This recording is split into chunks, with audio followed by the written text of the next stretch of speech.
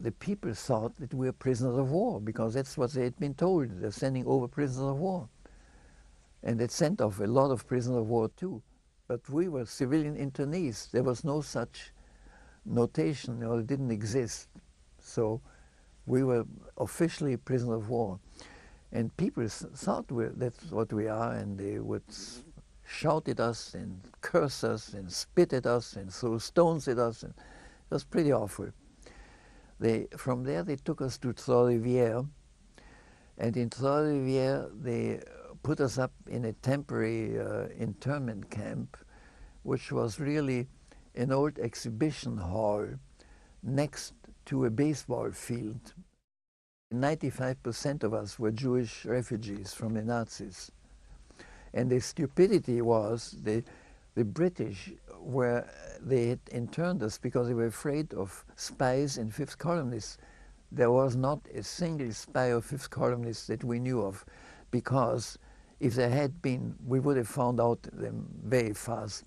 But the thing is this, that there were some died in the war Nazis among us, but they were not spies. They happened to be Nazis who were caught by the war in Great Britain. They were in Great Britain for whatever reason.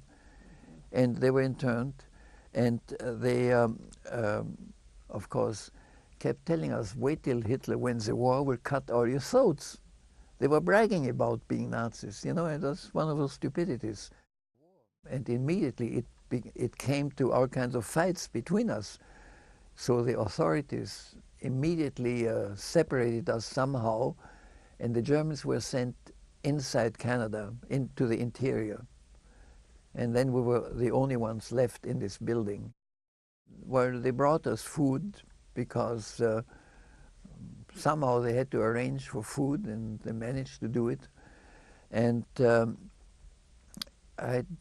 we were there several weeks, I think. I don't remember.